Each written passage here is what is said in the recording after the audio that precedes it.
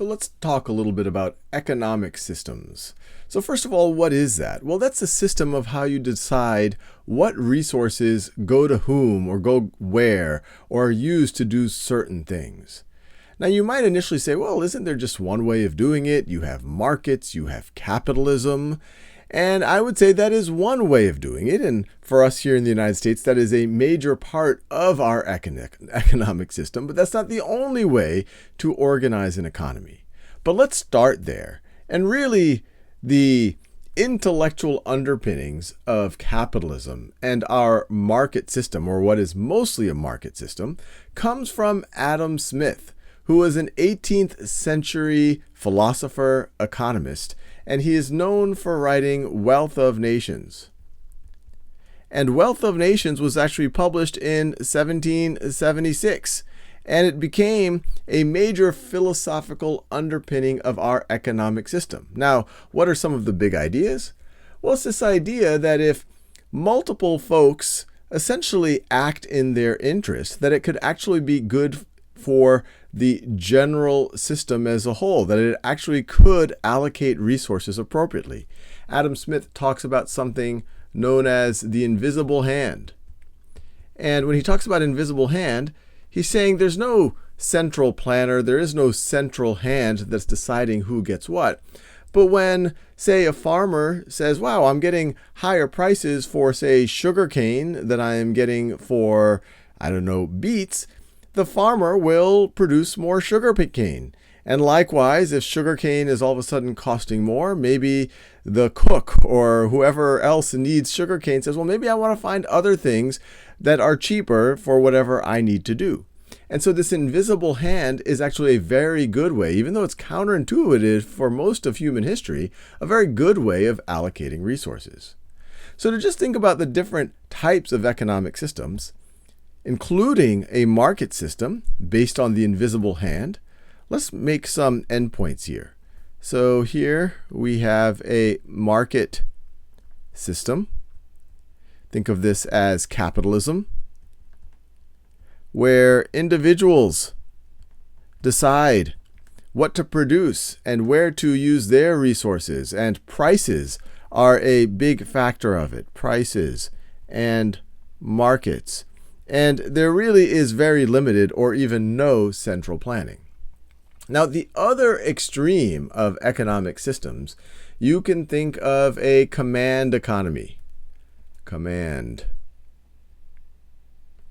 economy.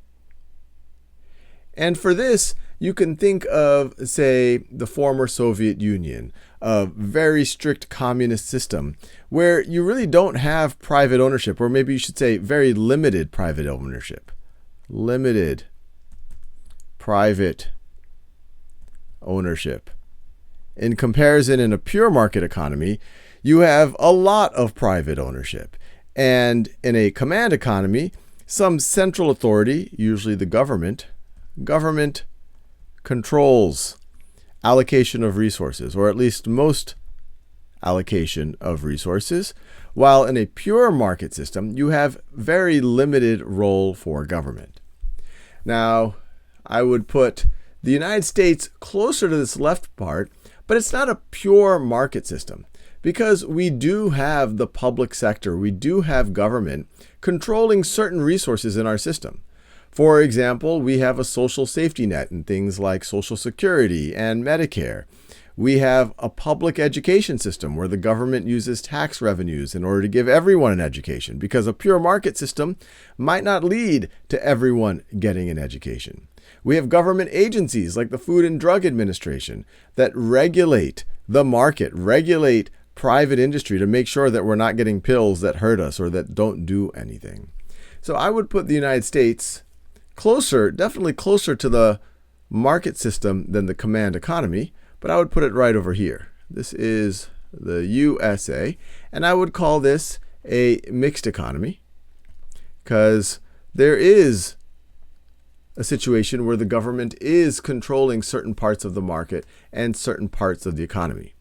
Now, if you want to go further and further to the right, we already said at the extreme over here at the command economy, you can think of the former Soviet Union, the USSR. And if you want to go in between the US and the USSR, you can think, but still closer to a capitalist market economy, you can think of a lot of European countries. So let's say we put France here, or Germany, where it is fundamentally still a market system. It's a capitalist economy, but the government plays an even larger role. In fact, most of the time when people say mixed economy, they do think more of places like Europe.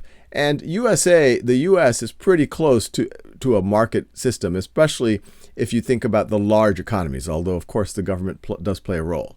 So why am I putting France and Germany further to the right? Well, above and beyond all the things that I mentioned that we have in the United States, like public education system and a social safety net and government agencies that regulate, say, food and drug, France and Germany also have things like universal health care. Universal health care. They also might have stronger regulations or stronger social safety nets. So I'll stop there. There's many different ways of organizing economies. These are most of the modern ways that we see. Most countries today are some form of a mixed economy. But there's even economies that I wouldn't even necessarily put on this spectrum. You could have things like a traditional economic system that you might see in tribal communities. This actually might be how humanity organized itself for most of human history. Let me write this over here. You could have a traditional economic system. That might be limited or no private ownership. It might be that the tribe owns everything, that things are passed down from generation to generation in a communal way. So you can imagine a lot of different ways of organizing an economy, but Adam Smith and the invisible hand from Wealth of Nations is really how most modern societies predominantly organize themselves, with a market capitalist system.